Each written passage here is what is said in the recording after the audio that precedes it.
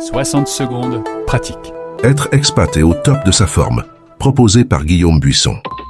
Maxime à Singapour se pose la question, comment faire face aux obstacles ? Salut Maxime, merci pour ta question qui est super intéressante et qui revient souvent. Je pense que t'es loin d'être le seul à te la poser et je pense que ça peut aider pas mal d'autres personnes puisque c'est vrai que quand on veut atteindre nos objectifs, il est super important en fait d'anticiper les obstacles dans notre plan d'action. Puisque tu le sais comme moi, tu vas faire face à des imprévus, des périodes chargées, des moments de stress, des voyages, des sorties, etc. C'est tout simplement inévitable, ça fait partie d'une vie normale. Et dans ces situations-là, faut pas se mentir, tu seras pas en mesure de suivre ton programme et tes bonnes habitudes à la perfection.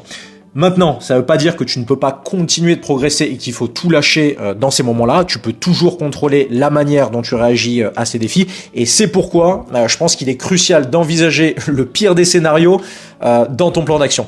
Et je vais te partager 3 étapes que j'utilise avec toutes les personnes que je coach qui pourront peut-être t'aider à mettre ça en place.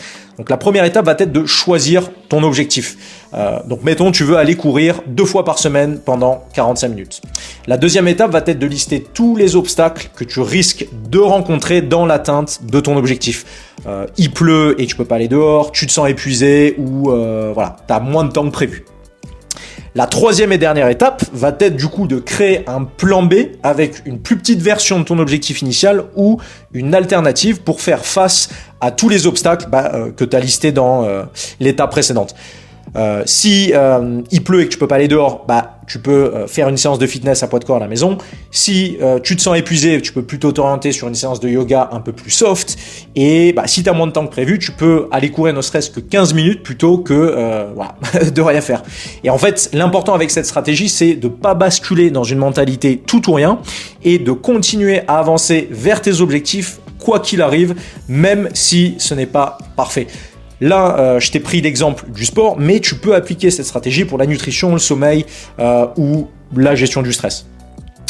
Voilà Maxime, j'espère que j'ai répondu à ta question. Si tu veux plus de détails, tu peux te rendre sur le lien du podcast avec l'article complet. Et tu peux aussi réserver ton appel découverte de 30 minutes gratuit et sans engagement avec moi, durant lequel on discutera du plan d'action pour atteindre tes objectifs. Voilà, merci à toi.